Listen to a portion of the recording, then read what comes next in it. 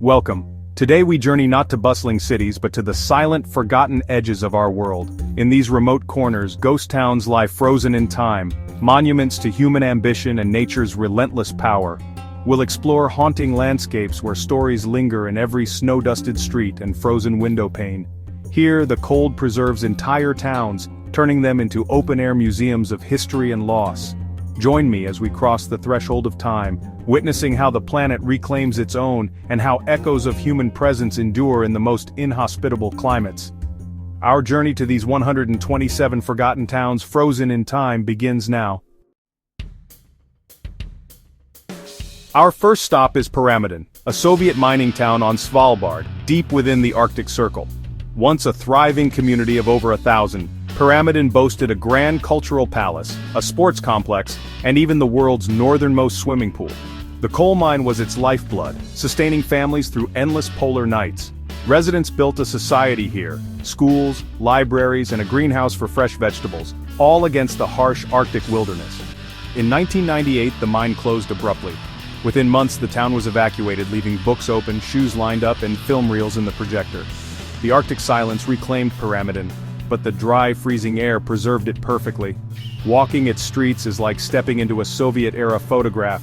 Lenin's bust still surveys the main square, and children's drawings remain bright inside the school. The Palace of Culture's instruments wait for musicians who will never return. Every building tells the same story. Life paused in an instant. The cold, once a daily challenge, now guards the town from decay. Pyramiden stands as a monument to ambition and the forces that ended it. Surrounded by glaciers and the vast Arctic Ocean, it's a chilling reminder of how quickly human dreams can be silenced by nature. Here the past is preserved, not as ruins but as a frozen relic of a vanished era. The silence is absolute, broken only by the crunch of your footsteps on ice. Pyramiden endures, a powerful testament to the transience of human endeavor. Next, we travel to South Georgia's Grytviken, once the largest whaling station in the Southern Ocean. For over 60 years, this was a hub of industry and slaughter, where whales were processed with grim efficiency. Hundreds of men, mostly Norwegians, built a small community here, complete with a church and a cemetery where explorer Ernest Shackleton is buried. As whale populations dwindled, Grytviken's industry collapsed by the 1960s, and the station was abandoned to the Antarctic winds. Today, rusting machinery and oil tanks stand as monuments to a lost era. Nature has reclaimed Grytviken king penguins parade through deserted streets, and seals lounge among the ruins. The contrast between industrial decay and pristine wilderness is striking. Walking here, you feel the weight of history and the resilience of nature. The silence is filled with the calls of wildlife, not the clang of industry. Grytviken is a lesson in ecological consequence, a place where the ghosts of men and whales linger. Preserved by cold, it's a stark memorial to a chapter of human history we cannot forget. The landscape is breathtaking, the ruins haunting. Here, the past and present collide in a powerful, silent tableau. Grytviken endures as a reminder of nature's ultimate dominion.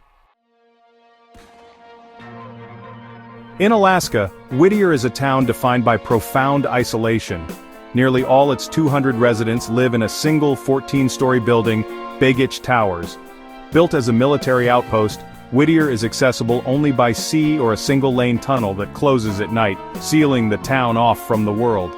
Inside Bagich Towers, life is self-contained. Apartments, a post office, grocery store, clinic, and even the police station. Children reach school via an indoor tunnel, never braving the harsh winter outside. With over 250 inches of snow each year, Whittier becomes a vertical community, its residents bound together by necessity. Privacy is rare, but so is loneliness. Everyone knows everyone. The landscape outside is both beautiful and unforgiving. Fjords, glaciers, and frozen waterfalls surround the town. Whittier isn't a ghost town, but its unique isolation creates a sense of being frozen in time.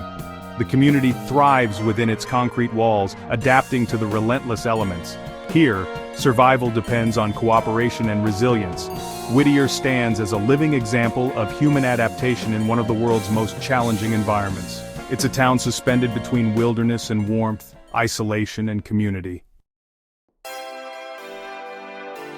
In the Namib Desert, Kolmanskop was once a diamond boom town. Now it's a ghost town swallowed by sand. Founded after a diamond discovery in 1908, Kolmanskop quickly became a symbol of luxury. with grand homes, a hospital, and even a ballroom.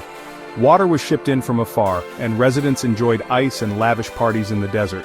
But the diamonds ran out, and by the 1950s the town was abandoned. The desert began reclaiming Kolmanskop, with sand pouring through doors and windows, filling rooms in silent waves. Today, the dry air preserves the structures, but it's the sand that creates haunting, surreal beauty. Cold Atlantic fogs roll in, chilling the desert and aiding preservation. Walking through sand-filled rooms, you see faded wallpaper and elegant tiles, time capsules of ambition and abandonment. Each house tells a silent story of fortune lost to the elements. Kolmanskop is a powerful reminder. Even the richest settlements are no match for nature's slow, inexorable power. The town stands half-buried, a photographer's dream and a historian's treasure. Here, time and sand have frozen history in place.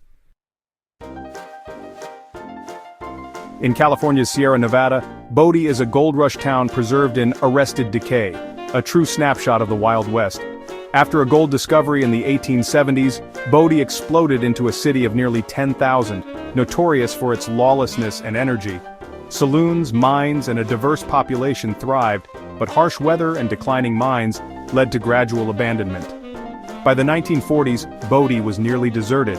In 1962, it became a state historic park, preserved exactly as found.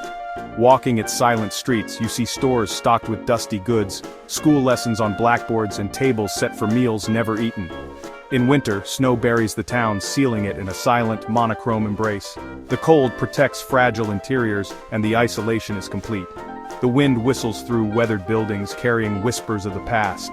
Bodie is more than old buildings, it's a tangible piece of American history, frozen by conservation and the seasons. The sense of stepping back in time is overwhelming. Here, the wild energy of the gold rush is preserved for all to witness. Bodie endures as a testament to the impermanence of fortune and the power of preservation. The silence is profound, the history palpable. Bodie is the Wild West, held in stasis by snow and memory. Off Nagasaki, Japan, Hashima Island, Gunkanjima, or Battleship Island, rises from the sea, a fortress of concrete and memory. Once the world's most densely populated place, Hashima was a coal mining hub, its high-rise blocks packed onto a tiny rock. The island was a self-contained world. Apartments, schools, hospitals, all shielded by a seawall. Life was vertical and crowded with rooftop gardens and narrow alleys, but Hashima's history is also dark. Forced labor was used during Watu under brutal conditions. As petroleum replaced coal, the mine closed in 1974. Within months, over 5,000 residents were evacuated, leaving a city instantly silent. The sea winds and rain began their assault, shattering windows and crumbling walls. Nature crept in, ferns and weeds sprouted from cracks, reclaiming the concrete. Today, limited tours reveal a domestic apocalypse. TVs, newspapers, and toys lie abandoned, dust-covered. The wind is now the island's only voice, carrying the sound of waves and the story of rise and fall. Hashima stands as a stark symbol of industrial impermanence. Its concrete skeleton, battered by the cold sea, is haunting and unforgettable. The island is a powerful reminder of how quickly human achievement can be silenced. Here, nature and time reclaim even the mightiest creations. Hashima endures as one of the world's most striking ghost towns. In the Russian Arctic, Vorkuta began as a notorious gulag camp, built on permafrost and suffering. Prisoners mined coal in brutal conditions, constructing the city and its satellite towns with their bare hands. After the Gulag era, Vorkuta became a mining city, briefly thriving as the Soviet Union offered incentives to keep it alive. With the USSR's collapse, subsidies vanished, mines closed, and people fled. The abandoned satellite towns are now frozen ghosts, apartment blocks left to the Arctic frost, windows staring out at endless tundra. The extreme cold preserves these ruins in crystalline decay. Ice coats furniture, playgrounds stand half-buried, swings creak in the wind. The silence is absolute, a heavy emptiness echoing with forgotten suffering and economic collapse. Even Vorkuta itself is shrinking, entire districts abandoned to the cold. The city is actively freezing over, its reason for being disappearing with each passing year. Vorkuta and its ghost ring are living monuments to a tragic history and uncertain future. Here, the shadow of the Gulag is permanently frozen into the landscape. The Arctic silence is a chilling reminder of the past's enduring grip. Our journey through these frozen, forgotten places ends, but their stories linger. From Soviet dreams to whalers' ghosts, we've seen how time and nature create powerful memorials. These towns are classrooms of history and reminders of our own transience. The silence speaks volumes, and it's been a privilege to listen. Thank you for joining me.